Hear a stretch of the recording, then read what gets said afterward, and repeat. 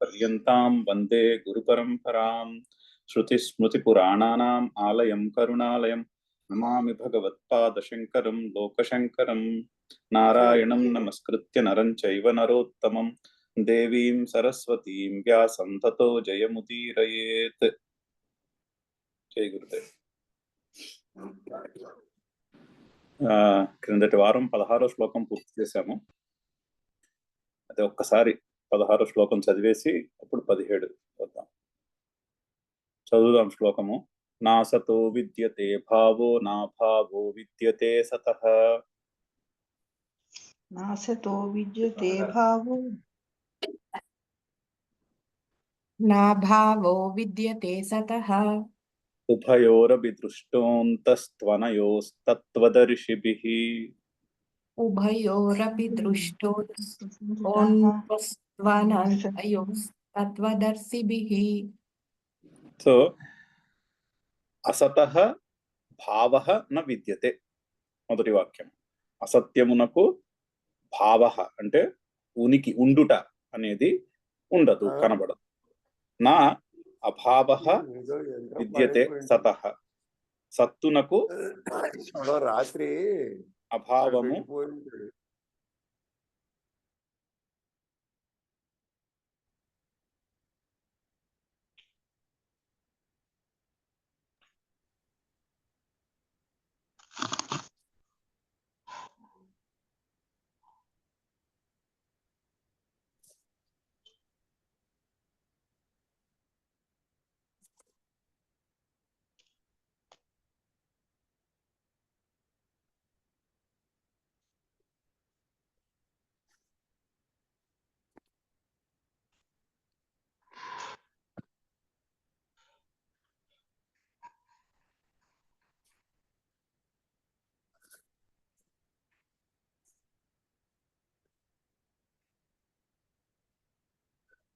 Voice లేదు.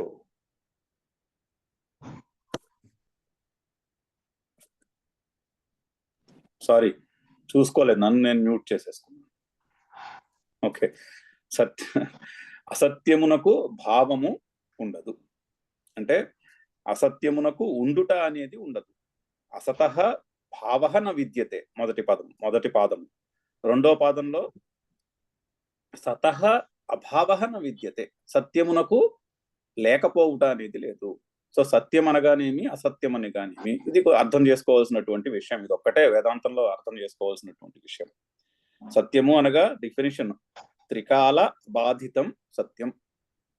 3 కాలములలోనూ బాధింపబడనిది ఏదైతే 3 కాలములలోనూ వ్యభిచారము లేకుండా, వికారము లేకుండా, మార్పు లేకుండా ఉంటుందో అదే సత్యము.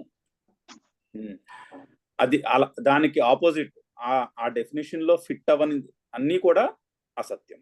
సో ఏది పెర్మనెంట్, ఏది impermanent, definition is very clear. త్రికాల అబాధితం సత్యం. సో అందుకని సత్యమునకు లేకపోవుట అనేది ఉండదు, అసత్యమునకు ఉండుట అనేది ఉండదు. అయితే మరి ఈ మధ్యలో ఏమిటి అంటే కనబడుతుంది, కనబడేది ఉంటుంది, కనబడుతున్నది ఉన్నది. రెండిటికి తేడా ఉన్నది. ఆ రెండిటికి తేడా గుర్తించడం అలవాటు చేసుకోవాలి. ఇప్పుడు నెక్లెస్, బంగారం చెప్పుకున్నాం దృష్టాంతం. నెక్లెస్ ఉన్నదా, బంగారము ఉన్నదా, అది గుర్తించాలి.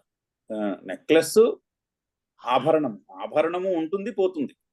ఒక పర్టికులర్ ఆకారంలో దాన్ని తయారు చేస్తే అది ఆభరణం అవుతుంది. ఒక పర్టికులర్ ఆకారంలో తయారు చేసినప్పుడు అది కంఠాభరణం అవుతుంది. ఇంకొక పర్టికులర్ ఆకారంలో బంగారాన్ని తయారు చేసినప్పుడు అది కంకణం అవుతుంది. మరొక ఆకారంలో చేసినప్పుడు అది ఇంకొక ఆభరణం అవుతుంది. అంతేనే గాని బంగారము ఉండుట లేకపోవట అనేది ఉండదు. ఆభరణము ఉంటుంది, పోతుంది. సో ఆ దృష్టాంతంలో బంగారము సత్యము, ఆభరణము అసత్యము. ఆభరణము కనిపిస్తుంది, ఆకారాలు కనిపిస్తాయి, కనిపిస్తుంది, కానీ ఉన్నది బంగారమే. అది వ్యత్యాసము గుర్తించాలి మనం. అలాగే మట్టి, కుండ. మట్టి ఉన్నది, కుండ కనిపించేది.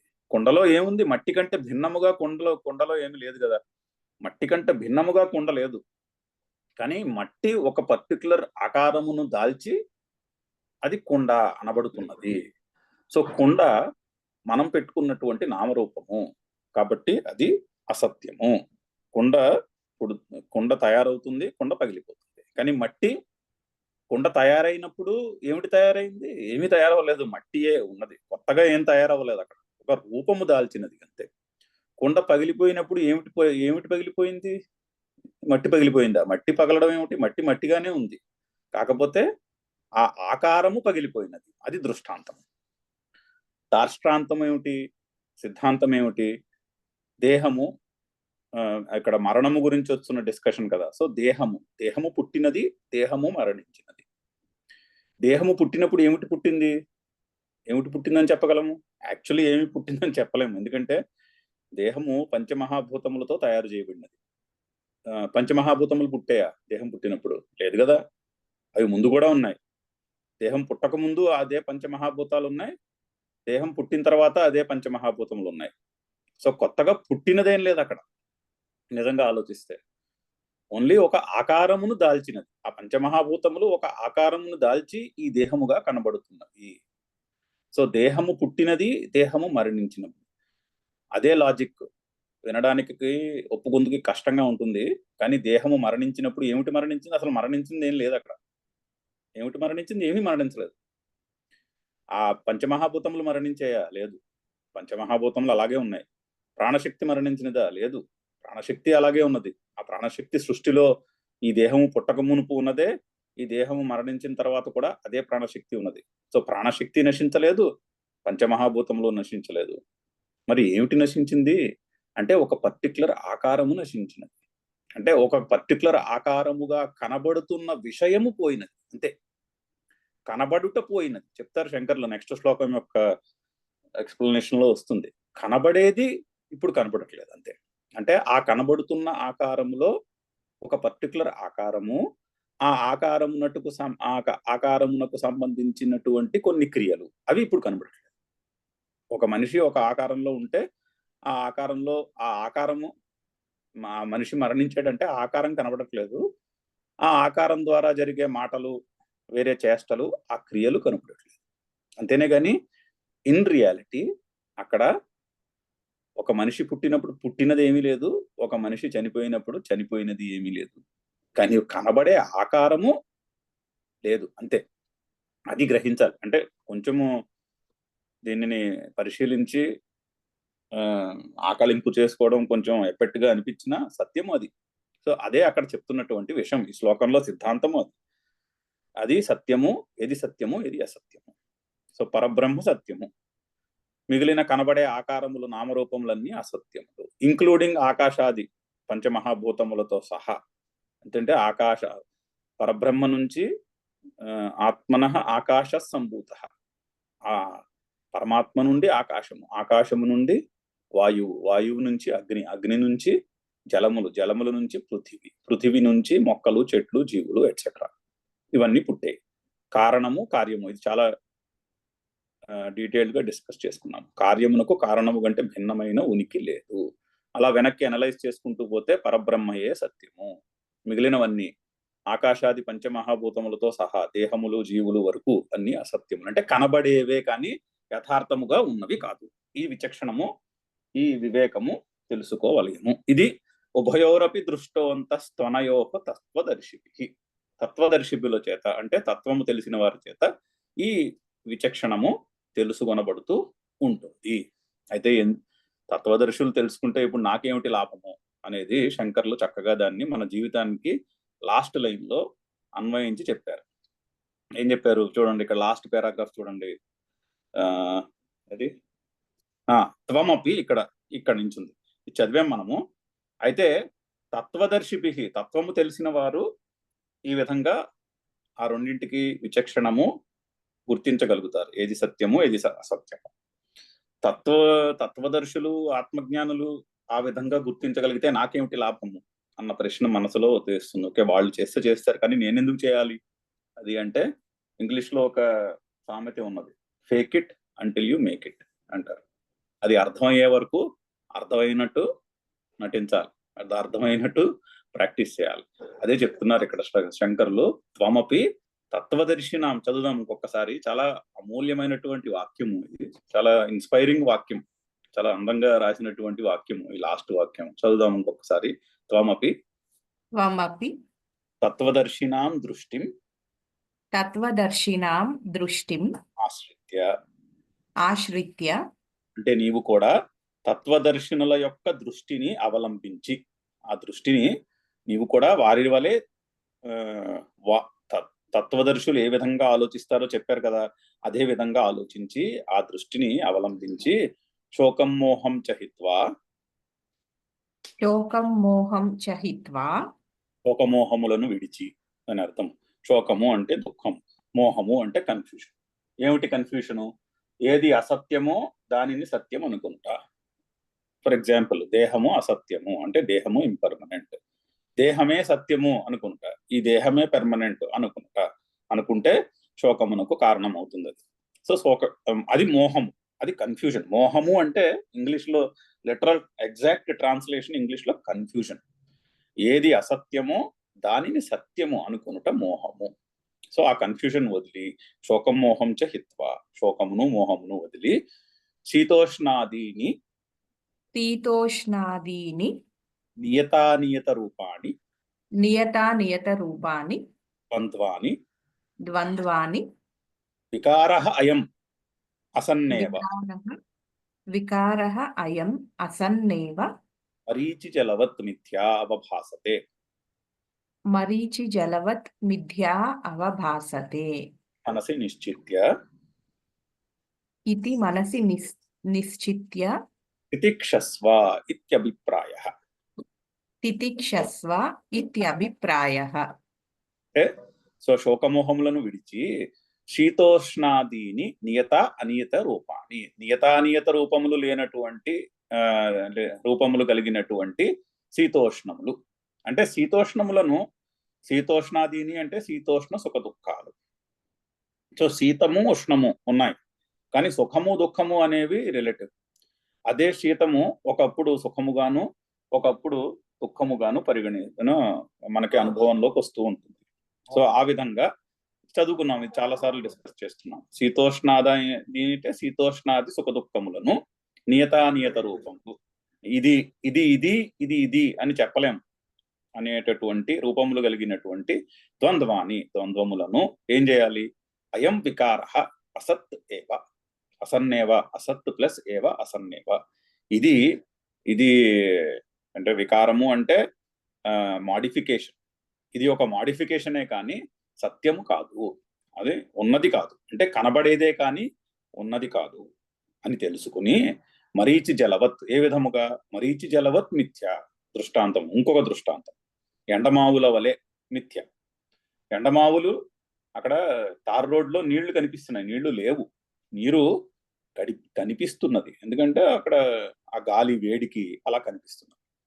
రోడ్డుకి దగ్గరగా ఉన్నటువంటి ఎయిర్ ఆ వేడికి జలం రూపంలో మనకి కనిపిస్తున్నది, అంతే. ఉన్నది అక్కడ ఉన్నది ఏమీ లేదు, ఉన్నది గాలియే, కానీ నీరు కనిపిస్తున్నది. ఆ విధముగా మిథ్యా అవభాసతే, మిథ్యారూపమై కనబడుతున్నది అని ఇది మనసి నిశ్చిత్య అని మనసునందు నిశ్చయము చేసుకుని తితిక్షస్వ, సుఖ దుఃఖములను తితిక్ష చేయుము ఇత్యభిప్రాయ. చలన సిద్ధాంతాన్ని చక్కగా మన జీవితమునకు అన్వయం చేసి చెప్పారు. తత్వము తెలుసుకున్నవారు ఏ విధంగా ఏది సత్యము ఏది అసత్యము, ఏది నిత్యము ఏది అనిత్యము, ఏది ఆత్మ ఏది అనాత్మ అనేటటువంటి విచక్షణను ఏ విధముగా పరిగణించగలుగుతారో మనము కూడా అదే విధముగా వారి దృష్టిని అవలంబించి కనబడే శీతోష్ణాది సుఖ దుఃఖములు ఎండమాములు వంటి మిథ్యారూపములే కానీ అసత్యములే కానీ కనబడేవే కానీ ఉన్నవి కాదు, యథార్థముగా వాస్తవముగా ఉన్నవి కాదు అని మనసునందు నిశ్చయము చేసుకుని, బుద్ధి నిశ్చయము చేసుకుని సుఖ దుఃఖములను తితిక్ష చేయవలను. అందుకుని అక్కడ ఆ సిద్ధాంతము చెప్పబడినది. చెప్పి అక్కడి నుంచి ముందుకెళ్దాం, ఇంకా చదువుదాం శ్లోకము.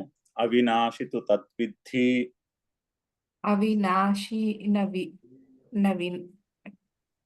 అవినాశితు తద్విద్ధి అవినాశి తు తద్విద్ధి ఏన సర్వమిదం తతం ఏన సర్వమిదం తతం వినాశమవ్యయస్యాస్య వినాశమవ్యయస్యాస్య న కశ్చిత్ కర్తుమర్హతి. న కశ్చిత్ అర్తుమర్హతి న కశ్చిత్ కర్తుమర్హతి. న కశ్చిత్ కర్తుమర్హతి. పద విభజన. అవినాశి తు తత్ విద్ధి. తత్ విద్ధిలో తత్ విద్ధి. ఏన సర్వం ఇదం తతం వినాశం అవ్యయస్య అస్య. రెండు సందులు ఉన్నాయి. వినాశం ప్లస్ అవ్యయస్య ప్లస్ అస్య. సవర్ణ దీర్ఘం ఉంది లాస్ట్ లో కూడా. నా కశ్చిత్ కర్తుం అర్హతి. మూడు హలంత పదాలు. కశ్చిత్ కర్తుం అర్హతి. మూడు హలంత పదాలు, రెండు హలంత పదాలని అచ్చులతో జోడించారు అంతే, అంతకన్నా ఏం లేదు. కశ్చిత్ ప్లస్ కర్తుం ప్లస్ అర్హతి. సో అది పద విభజన. అవినాశి తు తత్ విద్ధి ఏన సర్వం ఇదం తతం వినాశం అవ్యయస్య అస్య న కశ్చిత్ కర్తుం అర్హతి. అది పద. సో దీన్ని ముందు దీనికి అవతారికి చదువుదాము. కిం పునః తత్ యత్ సత్ ఏవ కిం పునః తత్ సత్ ఏవ సర్వదా ఏవ అస్తి ఇతి. సర్వదా ఏవ అస్తి ఇతి ఉచ్యతే. ఉచ్యతే. అయితే ముందు పైన సత్యమేది అసత్యమేది గ్రహించమంటున్నారు కదా. అంటే సత్యమునకు లేకపోవుట ఉండదు, అసత్యమునకు ఉండుట ఉండదు అని చెప్పారు. అయితే సత్ ఏమిటి అని ప్రశ్న. అది సత్ అనగానేమి అన్న ప్రశ్న. ఆ ప్రశ్నకు సమాధానము ఈ శ్లోకం. కిం పునః తత్ యత్ సత్. ఆ తత్ అంటే అక్కడ భాష్యంలో తత్వదర్శిభి ఒక మనకి ఎక్స్ప్లెనేషన్ చెప్తూ, ఆ పదము యొక్క ఎక్స్ప్లెనేషన్ చెప్తూ తత్ అంటే ఏమిటో కూడా చెప్పారు శంకర్. తత్ అంటే అది అని అర్థం. దట్ ఇంగ్లీష్ లో దట్, సంస్కృతంలో తత్. రెండు సేమ్ చూడండి, అక్కడి నుంచే వచ్చింది దట్. ఈ తత్తే అక్కడ దట్ అయింది. ఆ దట్ దట్ అంటే ఏమిటి అంటే తత్ అంటే పరబ్రహ్మ. అంటే తత్ సర్వనామము, ప్రోనౌన్. సారీ, అంటే తత్ సర్వనామము, ప్రోనౌన్ అంటారు. అంటే ఆ ప్రోకి ఇంగ్లీష్ లో అర్థం ఏంటంటే అది ఏ నౌన్ అయినా సంబోధించగలదు అని అర్థం. Pro noun, it is for a noun, any noun. ఇప్పుడు ప్రో విటమిన్ అంటాం మందుల్లో మనం. ప్రో విటమిన్ అంటే ఏమిటి? అది వేసుకుంటే అది డైజెస్ట్ అయ్యాక అదే విటమిన్ కింద తయారవుతుంది. సో ప్రో విటమిన్ అంటే అది ప్రోబయాటిక్ అంటారు మెడిసిన్. అది లోపల పొట్టలోకి వెళ్ళిన తర్వాత అది బయాటిక్ అవుతుంది. సో ప్రో విటమిన్ అంటే అది అదే విటమిన్ అవుతుంది. అలాగా ప్రో నౌన్ అంటే అది ఏ నౌన్ కైనా తగిలించవచ్చును. సో దట్ అనేది ప్రోనౌన్. అంటే అది that object, that car, that ఇది, అలాగే దట్ యానిమల్ అని దేనికైనా, దట్ బాడీ, దట్ పర్సన్, అలా ఏ నౌన్ కైనా జోడించవచ్చు దాన్ని. అదే ఆ నౌన్ ని సంబోధిస్తుంది. సో ఆ దట్ అది తత్ అంటే అర్థం. అదే తత్ ఇక్కడ మీరు దేనిని సంబోధిస్తున్నారు అంటే కనబడే నామరూపములను పక్కన పెడితే ఉన్నది పరబ్రహ్మయే. సో తత్ అంటే పరబ్రహ్మ అని మనకి అక్కడ ముందు శ్లోకానికి భాష్యంలో చాలా చక్కగా శంకర్లు తత్వదర్శిభి అన్న ఎక్స్ప్లెనేషన్ లో చెప్పారు. లాస్ట్ పారాగ్రాఫ్ లో ఉంది. సో తత్ అంటే పరబ్రహ్మకు ఇచ్చినటువంటి నామము. అంటే అంతటా వ్యాపించి ఉన్నటువంటి పరబ్రహ్మకు ఇచ్చినటువంటి నామమే తత్. సో ఇక్కడ తత్ అంటే అది తత్. సో తత్ యత్ సత్, ఏది అయితే సత్యము అదే తత్. ఆ పైగా ఆ సత్యమునకు డెఫినేషన్ ఏంటి? సర్వదా ఏవ అస్తి. చెప్పుకున్నాం కదా, త్రికాల అబాధితం సత్యం. సో మూడు కాలములలోనూ మార్పులు లేకుండా ఉండేది ఏదైతే ఉందో అదే సత్యము అని చెప్తున్నారు. అని చెప్పుటకు ఈ శ్లోకం చెప్తున్నారు. సో అయితే దీన్ని అన్వయం చేస్తే ఏమవుతుందంటే తు ఆన్ ది అదర్ హ్యాండ్, అంటే అక్కడ ముందు సత్యము అసత్యములకు చెప్పారు కదా. అంటే తు అంటే అసత్యము కంటే భిన్నమైన అని అర్థం. తు అనేది ఆన్ ది అదర్ హ్యాండ్ అని చెప్పడానికి వాడతారు సంస్కృతంలో. దీనికి భిన్నముగా అని ఎక్కడైతే చెప్పాలో అక్కడ తూ చెప్తారు. సో తూ ముందు పెట్టుకోవాలి. తూ దానికి భిన్నముగా, దేనికి భిన్నముగా, అసత్యము కంటే భిన్నముగా, ఏన సర్వం ఇదం తతం. ఆ తత్తుకి ఎక్స్ప్లెనేషన్. తత్ అంటే ఏమిటి? ఏన సర్వమిదం తతం, దేని చేతనైతే ఇదం సర్వం, ఇక్కడ ఉన్నటువంటిదంతా. ఇదం అంటే జగత్ అని అర్థం. ఇదం శబ్దం సంస్కృతంలో ఎక్కడొచ్చినా ఈ పాఠంలో భగవద్గీతలో ఇదం అని వస్తే అది జగత్తు అని అర్థం. ఇదం అంటే ఇది, ఇది అంటే ఎదురుగుండా కనపడేదని అర్థం. ఎదురుగుండా కనపడేది ఏమిటి? జగత్తు. ఈ జగత్తంతా దేని చేత వ్యాపింపబడి ఉన్నదో అది తత్, అది పరబ్రహ్మ. దేని చేతనైతే ఈ జగత్తంతా వ్యాపింపబడి ఉన్నదో. ఇది ఈ అనాలిసిస్ కూడా మనం చాలాసార్లు డిస్కస్ చేసుకున్నాము. ఇప్పుడు ఘట ప్రపంచం ఉందండి అనుకోండి. ఘటమంతా కూడా దేని చేత వ్యాపింపబడి ఉన్నది? మట్టి చేత వ్యాపింపబడి ఉన్నది. ఆభరణ ప్రపంచంలో ఉన్నాయనుకోండి. ఇప్పుడు బంగారం షాపులోకి వెళ్ళామనుకోండి, అక్కడ అన్ని ఆభరణాలు ఉంటాయి. ఆభరణములను అంతటినీ వ్యాపించి ఉన్నది ఏమిటి? ఆభరణం షాపులో బంగారము. సో ఆ విధముగా దృష్టాంతం, ఏదో దృష్టాంతం. సముద్ర అలల ప్రపంచం, అలల ప్రపంచాన్ని అంతటినీ వ్యాపించి ఉన్నది ఏమిటి? నీరు. అదే విధముగా ఈ కనబడే జగత్తునంతటినీ వ్యాపించి ఉండేది ఏంటి అంటే అనాలిసిస్, రివర్స్ అనాలిసిస్ లో చేసుకోవాలి. పృథివీ ఉన్నది, పృథివీ జలముల నుండి పుట్టినది. సో పృథివీ అంతయు జలముల చేత వ్యాపింపబడి ఉంటుంది. జలము అగ్ని నుంచి పుట్టినది. సో జలమంతయు అగ్ని చేత వ్యాపింపబడి ఉంటుంది. జలంలో అగ్ని ఉంటుంది, వేడి ఉంటుంది జలంలో. అగ్ని వాయువు నుంచి పుట్టినది. సో అగ్ని అంతా వాయువు చేత వ్యాపింపబడి ఉండును. వాయువు ఆకాశము చేత ఆకాశము నుండి పుట్టినది. సో ఆకాశము వాయువు అంతటిని వ్యాపించి ఉంటుంది. సో మనకి ఈ జగత్తులో కనిపించే వస్తువులన్నీ ఆకాశము చేత వ్యాపింపబడి ఉన్నవి. అది ఈజీగా అర్థమవుతుంది కదా. ఎదురుగుండా ఒక వస్త్రం ఉన్నది, ఒక కొండ ఉన్నది, ఒక ల్యాప్టాప్ ఉన్నది, ఒక పెన్సిల్ ఉన్నది. వీటన్నిటినీ కూడా ఆకాశము వ్యాపించియే ఉన్నదిగా. సో అది తేలిగ్గా అర్థమయ్యే దృష్టాంతం. ఈ ఆకాశము ఎక్కడి నుంచి పుట్టినది? ఆకాశము పరబ్రహ్మ నుంచి పుట్టినది. సో ఆకాశము అంతయు కూడా ఆ పరబ్రహ్మ చేత వ్యాపింపబడి ఉన్నది. సో ఈ జగత్తులో కనిపించేవన్నీ కూడా, కనిపించేవి కనిపించినవి అన్నీ కూడా, ఈ జగత్తంతా కూడా ఆ పరబ్రహ్మ చేత వ్యాపింపబడి ఉన్నది. అది. సో మనము ఆకాశంలో సూర్యకాంతి దృష్టాంతం వెళ్ళాము. ఆకాశం అంతరిక్షం అంతా దేని చేత వ్యాపింపబడి ఉన్నది? సూర్యకాంతి చేత వ్యాపింపబడి ఉన్నది. ఒక చోట కనిపిస్తుంది, ఒక చోట కనిపించదు. అది వేరే విషయం. కనిపించలేదు కదా అని లేదని లేదు. అదే మరి సత్ అంటే. సో కనిపించట్లేదు, అంతరిక్షంలో కనబడటం లేదు కదా అని అక్కడ సూర్యకాంతి లేదు అనలేదు. సూర్యకాంతి ఉండనే ఉన్నది. కనిపించవచ్చు, కనిపించకపోవచ్చు, కానీ అంతా వ్యాపించి ఉన్నది. సో అంతరిక్షం అంతయు కూడా సూర్యకాంతి చేత వ్యాపింపబడి ఉన్నది. అందుకనే ఓ శాటిలైట్ పెడితే ఆ శాటిలైట్ మనకి కనిపిస్తుంది. సూర్యకాంతి లేకపోతే శాటిలైట్ కనిపించదు. ఆ శాటిలైట్ మెటీరియల్ మీద సూర్యకాంతి ప్రతిబింబించి మనకి శాటిలైట్ కనిపిస్తుంది. సూర్యకాంతియే శాటిలైట్ రూపముగా కనిపిస్తున్నది. అది గ్రహించవలసినటువంటి విషయము. సో ఏన సర్వం ఇదం తతం, దేని చేతనైతే ఈ జగత్తంతా వ్యాపింపబడి ఉన్నదో. ఇదొక్కటే ఇక్కడ అర్థం అవ్వాల్సిన విషయం. నిజంగా ఈ విషయం అర్థమైతే భగవద్గీత అంతా చాలా చక్కగా అర్థం. ఇంకొక చోట ఇక్కడ ఏన సర్వమిదం తతం అని చెప్తున్నారు.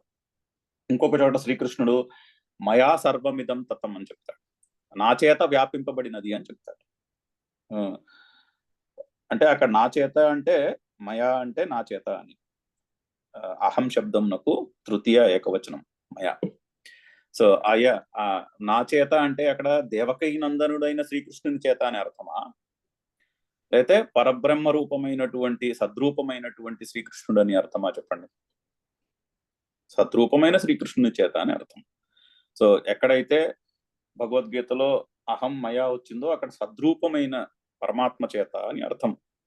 అంతేనే కానీ దేవకీ నందనుడైన శ్రీకృష్ణుని చేత అని అర్థము పొసగదు అక్కడ. సో అక్కడేమో నా చేత వ్యాపింపబడినది అని చెప్తున్నాడు. ఇక్కడ ఏం చెప్తున్నారు? పరబ్రహ్మ చేత వ్యాపింపబడినది అని చెప్తున్నారు. ఏన సర్వం ఇదం తతం అంటే అర్థం ఏమిటి? అక్కడ నేనే, ఇక్కడ ఈ పరబ్రహ్మ అని అర్థం. ఇంకొక చోట అర్జున్ని సంబోధించి త్వయా సర్వమిదం జగతతం అని కూడా చెప్తాడు. నీ చేత కూడా ఈ జగత్తంతా వ్యాపింపబడి ఉన్నది అని చెప్తాడు. అంటే నువ్వు అన్నా, నేను అన్నా, ఆ పరబ్రహ్మ అన్నా మూడు ఒకటే అని చెప్తున్నాడు. ఇక్కడే వస్తాయి ఆ శ్లోకాలన్నీ కూడా చూస్తాము. సో ఇక్కడ అర్థం చేసుకోవాల్సినటువంటి విషయము, మౌలికమైన విషయము, ఆ తత్ అన్న, తత్ అంటే పరబ్రహ్మ, దానికే సత్యము అని కూడా పేరు. ఆ సత్ అంటే ఏమిటి అంటే తత్ యత్ సత్ అంటున్నారు. ఏది తత్తో అదే సత్. అది ఏమిటి? ఏన సర్వమిదం తతం, దేని చేత అయితే ఈ జగత్తంతా వ్యాపింపబడి ఉన్నదో అది ఏమిటది? అవినాశి, దానికి వినాశనము లేదు, అంటే దానికి నశించిపోవుట అనేది లేదు. వినాశి అంటే నష్ అనే దానికి, ఇక్కడ చూడండి, ఇది సంస్కృతం యొక్క భాషలో ఉన్నటువంటి ప్రెసిషన్ చూడండి, అంత చాలా ప్రిసైజ్ లాంగ్వేజ్. మనకేదో నాశనము అంటే ఏదో అక్కడ పగిలిపోయి ఏదో దాన్ని ఏమంటారు, ధ్వంసమైపోయి అన్నటువంటి అర్థం వస్తుంది తెలుగులో, మనకు వాడుకలో వచ్చే అర్థం అది. కాకపోతే నష్ అంటే అదర్శనము అని అర్థము సంస్కృతంలో. నష్ అదర్శనే, ధాతుపాఠానికి వెళ్తే ఆ నష్ అనే ధాతువునకు అదర్శనే అనే అర్థంలో వాడతారు, అంటే కనిపించకపోవుట అనే అర్థంలో వాడతారు. చూడండి ఎంత ప్రిసైజ్ లాంగ్వేజ్. నాశనము అంటే అదేదో కాలిపోయి బూడిదైపోయి కాదు, తెలుగులో మనం అలా అనుకుంటాం, కానీ నష్ అంటే అర్థము కనిపించకపోవుట అని అర్థం. సో అవినాశి అంటే దానికి ఉండకపోవుట లేదు అని అర్థం. దానికి నాశనం అయిపోవుట లేదు. దేని చేత అయితే ఈ జగత్తంతా వ్యాపించబడి ఉన్నదో అది దానికి నాశనము లేదు. సినిమా దృష్టాంతానికి వెళ్తే, సినిమా తెర మీద కనిపించే సినిమా ప్రపంచం అంతా ప్రొజెక్టర్ లైట్ వ్యాపించి ఉన్నది. ఆ సినిమా ప్రపంచం అంతటినీ కూడా ప్రొజెక్టర్ లైట్ వ్యాపించి ఉన్నది. ఇక్కడ ఉంది అక్కడ లేదని చెప్పలేరు. సినిమా స్క్రీన్ మీద డార్క్ గా ఉన్నప్పుడు కూడా ప్రొజెక్టర్ లైట్ వ్యాపించే ఉన్నది. ప్రొజెక్టర్ లైట్ వ్యాపించి ఉన్నది కాబట్టియే స్క్రీన్ లో చీకటి కనిపిస్తున్నది, స్క్రీన్ లో వాళ్ళు రాత్రిని చూపిస్తే. అదే విధముగా ఏన సర్వమిదం తతం, అది అవినాశి. దేని చేత అయితే జగత్తంతా వ్యాపించబడి ఉన్నదో దానికి నాశనము లేదు. అది మొదటి వాక్యం. సో తత్ ఏన సర్వమిదం తతం అవినాశి విద్ధి అని తెలుసుకో అంటున్నాడు. ఈ విద్ధి అన్న పదము శ్రీకృష్ణునికి చాలా అంటే ఇష్టమైనటువంటి పదము. ఈ భగవద్గీత పాఠంలో అంతా విద్ధి విద్ధి విద్ధి విద్ధి అనే వస్తూ ఉంటుంది. విద్ధి అంటే తెలుసుకో. చూడండి, మనకి చేయి చేయి చేయి, ఈ పని చేయి, ఆ పని చేయి, ఈ పని చేయి, ఆ పని చేయి అని వింటూ ఉంటాం. చేయుట అనేది కర్మ ఇక్కడ. కానీ భగవద్గీతలో ఎక్కడో కూడా కురు అన్న పదం రాదు అసలు. ఈ పని చేయి అని చెప్పడు శ్రీకృష్ణుడు, తెలుసుకో అనే చెప్తాడు. ఎన్నో శ్లోకాల్లో ఇక్కడ విద్ధి విద్ధి విద్ధి విద్ధి విద్ధి అనే వస్తుంది. తెలుసుకో తెలుసుకో తెలుసుకో అనే వస్తుంది. సో జ్ఞానము నాకు ఇచ్చినటువంటి ప్రాముఖ్యత అంటే కర్మకి జ్ఞానానికి అంటే కొంతమంది అడుగుతారు, కర్మ గొప్పదా జ్ఞానం గొప్పదా అని అడుగుతారు. అర్జునుడు కూడా అడుగుతాడు, కర్మ గొప్పదా జ్ఞానం గొప్పదా అని. దానికి ఏం సమాధానం చెప్పడు కృష్ణుడు. దానికి సమాధానం ఉండదు, అది రాంగ్ క్వశ్చన్. కర్మ యొక్క ఫీల్డ్ వేరు, జ్ఞానం యొక్క ఫీల్డ్ వేరు. సో కర్మ గొప్పది, జ్ఞానం గొప్పది, దెర్ ఇస్ నో ఆన్సర్. దానికి ఆన్సర్ చెప్పడు. అలాగా ఏ కర్మ గొప్పదా జ్ఞానం గొప్పదా చెప్పు అంటే లోకంలో రెండు విధాలు ఉన్నాయి, ఒకటి కర్మ ఒకటి జ్ఞానం అని చెప్తారు. అంతేనే కానీ శ్రీకృష్ణుడు డైరెక్ట్ గా కర్మ కంటే జ్ఞానము గొప్పది, జ్ఞానము కంటే కర్మ గొప్పది అని ఎక్కడ చెప్పలేదు, చెప్పడు కూడా. ఎందుకంటే అది అసలు రెండు కంపారబులే కాదు. అంటే ఇంగ్లీష్ లో అంటాం కదా, it is like comparing apples and oranges. ఆ రెండిటికి కంపారిజన్ లేదు. రెండిటికి దాని కర్మకి దాని విలువ దానికి ఉన్నది, జ్ఞానమునకు దాని విలువ దానికి ఉన్నది. కాకపోతే ఏం చెప్తారంటే కర్మ వల్ల కర్మ ఈజ్ ఓన్లీ మీన్స్, కర్మ ఎప్పుడు గోల్ కాదు, జ్ఞానము గోల్. అయితే గోల్ కి మీన్స్ కి అర్థం తేడా ఏంటంటే గమనించాల్సింది, గోల్ అచీవ్ చేసిన తర్వాత గోల్ స్వరూపం అయిపోతుంది. చిన్న ఎగ్జాంపుల్, గోల్డ్ మెడల్ ఉంది అనుకోండి, ఒలింపిక్స్ గోల్డ్ మెడల్ ఉంది.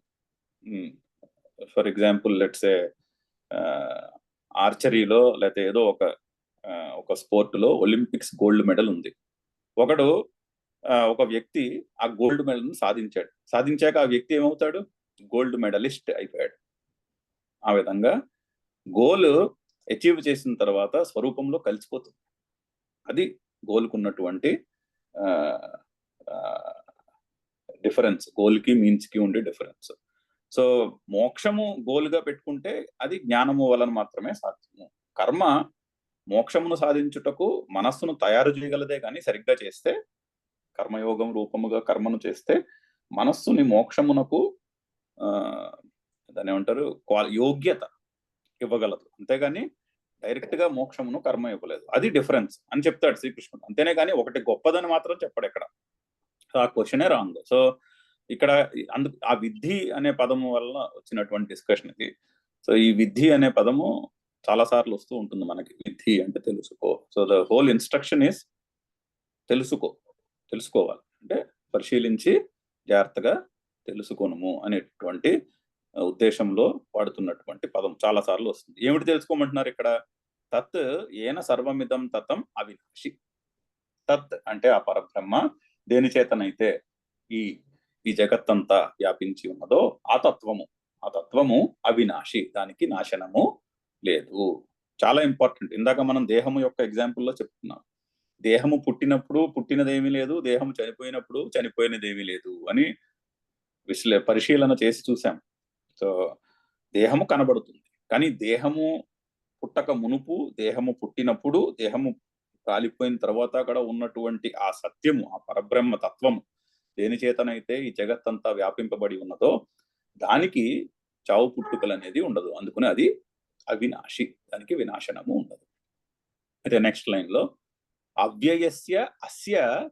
అవ్యయస్య వినాశం. ఆ అవ్యయము యొక్క అంటే అవ్యయమైనటువంటి పరబ్రహ్మతత్వము యొక్క వినాశనము కశ్చిత్ ఎవరు కూడా నా కర్తుం అర్హతి, చేయుటకు చేయలేరు. నా అర్హతి కర్తుం, వినాశం కర్తుం కశ్చిత్ నా అర్హతి. ఆ వినాశనము చేయుటకు ఎవడు కూడా సమర్థుడు కాదు, నా అర్హతి. సో కరెక్ట్ గా వాక్యం అన్వయించుకుంటే అస్య అవ్యయస్య వినాశం కర్తుం కశ్చిత్ నా అర్హతి. ఆ అవ్యయమైనటువంటి పరబ్రహ్మతత్వమును ఆత్మను పరమాత్మను వినాశనము చేయుటకు ఎవ్వరూ కూడా సమర్థులు కారు అని తత్ యొక్క ఏమిటి తత్ అంటే ఆ తత్ ఏమిటి సత్ అంటే ఆ సత్యం ఏమిటి అన్నదాని యొక్క ఆన్సర్. సత్యం ఏమిటి అంటే దేని చేతనైతే ఈ జగత్తంతా వ్యాపింపబడి ఉన్నదో దానికే సత్ అని పేరు, దానికే పరబ్రహ్మ అని కూడా పేరు, దానికే పరమాత్మ అని కూడా పేరు, దానికే ఆత్మ అని కూడా పేరు. ఆ సత్యము నాకు వినాశనము ఉండదు, అవినాశి. వినాశనము లేనటువంటి అవ్యయము అయినటువంటి ఆ సత్యము యొక్క వినాశనము చేయుటకు ఎవ్వరు కూడా సమర్థులు కారు. ఇది శ్లోకం యొక్క అర్థం. శంకర్లు చాలా చక్కగా ఎక్స్ప్లెయిన్ చేస్తారు. శంకర్ల యొక్క వాక్యాలు చదువుదాం. అవినాశి న వినష్టుం శీలం అస్య ఇతి. సో అవినాశి అంటే వినష్టుం శీలం అస్య ఇతి. దేనికైతే వినాశనము, నశించే శీలము ఉండదో అది అవినాశి. సో అక్కడ అని చెప్పాను కదా, నష్ అనే పదమునకు అదర్శనం అనే ధాతువు, నష్ అనే ధాతువునకు అదర్శనం అనే అర్థములో వాడతారు. సో ఆ వినష్టుం అంటే కనబడకపోవుట అనే శీలం దేనికి లేదో అది అవినాశి. వినష్టుం శీలం నా అస్య ఇతి అవినాశి యొక్క డెఫినేషన్. ఓకే. తు శబ్దః అసతః విశేషణార్థః. సో శ్రీకృష్ణుడు వాడిన ప్రతి పదాన్ని ఆయన ఎక్స్ప్లెయిన్ చేయాలి. ఆ పదముల యందు ఉన్నటువంటి ప్రేమ అటువంటిది ఆయనకి. సో అక్కడ పైన శ్లోకంలో వాడిన ప్రతి పదాన్ని ఎక్స్ప్లెయిన్ చేయాలి, ఎందుకు ఆ పదం వాడుతున్నారు. తు అనేది అవ్యయం. తు అనేది చెప్పుకున్నాం మనం రెండు మూడు సార్లు. ఆన్ ది అదర్ హ్యాండ్ అనే సెన్స్ లో వాడతారు. 99% ఆఫ్ ద టైం తు వాడినప్పుడు సంస్కృతంలో ఆన్ ది అదర్ హ్యాండ్ అంటే వ్యావర్తకము అంటారు, వేరే దాని నుండి డిఫరెన్షియేట్ చేసి చెప్పాలి. ఆన్ ది అదర్ హ్యాండ్ అది అలా ఉండగా అంటే దాని పరిస్థితి ఇప్పుడు చెప్పబోయే దాని పరిస్థితి దానికంటే భిన్నమైనది అని చెప్పే కాంటెక్స్ట్ లో వాడతారు. అదే చెప్తున్నారు. తూ శబ్ద, ఆ తూ అనే శబ్దము అసత విశేషణార్థ, అసత్యము కంటే భిన్నమైనది అనే చెప్పే అర్థంలో చెప్తున్నారు. తద్విద్ధి విజానీహి, తద్విద్ధి విజానీహి, అది తెలుసుకొనుము అంటున్నారు. విద్ధి అంటే విజానీహి, విజానీహి అంటే తెలుసుకొనుము. కిం కిం అంటే ఏమిటి, ఏమిటి తెలుసుకోవాలి, ఏమిటి తెలుసుకోవాలని ప్రశ్న వేసి ఎక్స్ప్లెయిన్ చేసిన. ఆ కిమ్ అన్నదానికి సెకండ్ పాదము 4 పాదాల్లో తద్విద్ధి అంటున్నారు. అది వినాశిని, అది అవినాశి అని తెలుసుకో అంటున్నారు. తత్ అవినాశి విద్ధి అంటున్నారు. ఏమిటి ఏమిటి అవినాశి, అవినాశన అంటే వినాశనము లేనిది ఏమిటి అని ప్రశ్న వేసి దానికి సమాధానము నెక్స్ట్ వాక్యం. ఏన ఏన సర్వమిదం జగత్, సర్వమిదం జగత్, సర్వం ఇదం అంటే జగత్ అని అర్థము. సో సర్వమిదం అన్న పదమునకు జగత్ అని అర్థం. ఇదం శబ్దం ఎక్కడొచ్చినా శాస్త్రంలో జగత్, జగత్. తతం వ్యాప్తం, తతం వ్యాప్తం, తతం అంటే వ్యాప్తం అని అర్థం. తతం అంటే వ్యాపించి ఉన్నది అని అర్థం. ఏమిటది, దాన్ని ఎక్స్ప్లెయిన్ చేస్తున్నారు. సదాఖ్యేన తతం తదాఖ్యేన తతం వ్యాప్తం, వ్యాప్తం, అంతటా వ్యాపించి ఉన్నదానికే సత్ అని పేరు. సత్ ఆఖ్యేన, ఆఖ్యేన అంటే పేరు చేత అని, సత్ అనే పేరు చేత పిలువబడుతున్నది. ఏ తత్వమైతే అంతటా వ్యాపించి ఉన్నదో, ఏ శక్తి అయితే అంతటా వ్యాపించి ఉన్నదో దానికే సత్ అని పేరు. ఓకే, సో సత్ ఆఖ్యేన తతం వ్యాప్తం. ఆ ఏమిటి ఆ సత్? సదాఖ్యేన బ్రహ్మణ, తదాఖ్యేన బ్రహ్మణ, ఆ సత్ అనే పేరుతో పిలువబడే బ్రహ్మ చేత అని అర్థం. ఇక్కడ బ్రహ్మ అంటే పరబ్రహ్మ అని అర్థం. పురాణాల్లో బ్రహ్మదేవుడు కాదు, ఇక్కడ బ్రహ్మ అంటే పరబ్రహ్మ. ఆ సత్తునకే పరబ్రహ్మ అని పేరు. ఉపనిషత్తు వాక్యాలు ఇవన్నీ. అంటే చాందోగ్య ఉపనిషత్తులో సత్ అంటారు, వేరొక చోట వేరొక ఉపనిషత్తులో ఆ సత్తే బ్రహ్మ అని చెప్పి ఉన్నాయి ఉపనిషత్తులు. సో ఉపనిషత్తుల నుంచి వచ్చిన వాక్యాలు ఈ ఎక్స్ప్లెనేషన్స్ అన్ని. ఏమిటి సదాఖ్యేన బ్రహ్మణ, ఏ విధంగా దాన్ని ఎక్స్ప్లెయిన్ చేస్తున్నారు. ఏ విధంగా ఈ తత్వం ఇక్కడ అంతయు కూడా ఆ బ్రహ్మ అనబడే తత్వము చేత వ్యాపింపబడి ఉన్నది. ఏ విధంగా, ఎలా చెప్తున్నారు అలా అని అంటే దానికి ఎక్స్ప్లెయిన్ చేస్తున్నారు. సాకాశం, తాకాశం, ఆకాశేనేవ ఘటాదయః, ఆకాశేనేవ ఘటాదయః. అంటే ఏ విధంగా వ్యాపించబడి ఉందో మనకు అర్థం కావాలిగా. ఎలా అర్థం చేసుకోవాలి? ఆకాశము వలె అంటున్నారు. ఆకాశం ఆకాశం, ఆకాశేన ఇవ ఘటాదయ అంటే ఆకాశేన ఘటాదయ ఇవ, ఆ ఇవ లాస్ట్ లో పెట్టుకోవాలి. వలే అని అర్థం. ఘటములు మొదలగు వానిని ఆకాశము వ్యాపించి ఉన్నట్టు ఆ పరబ్రహ్మ అంతటిని కూడా వ్యాపించి ఉన్నాడు. ఆ ఆకాశము కంటే సూక్ష్మమైనటువంటి తత్వము పరబ్రహ్మ. అంటే ఎలా అర్థం చేసుకోవాలంటే దీన్ని, ఇప్పుడు ఐస్, వాటరు, స్టీమ్ 3 ఉన్నాయి అవునా. మూడింటి యొక్క తత్వం ఏంటి?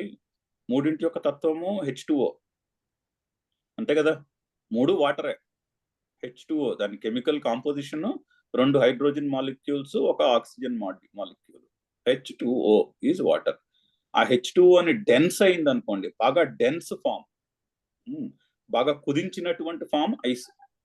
ఆ H2O మాలిక్యూల్స్ అన్నింటినీ దగ్గరగా పెట్టి కట్టేస్తే ఐస్ అయింది. కొంచెం లూజ్ గా ఉన్నాయనుకోండి నీరు అయింది. ఇంకా లూజ్ గా అయ్యాయి అనుకోండి స్టీమ్ అయింది. అందుకే ఏమవుతుందంటే ఇప్పుడు మీరు వాటర్ ని మనము మరిగించినప్పుడు కాసేపు స్టీమ్ కనిపిస్తుంది, కనిపించిన తర్వాత ఏమవుతుంది? కనపడకుండా పోతుంది.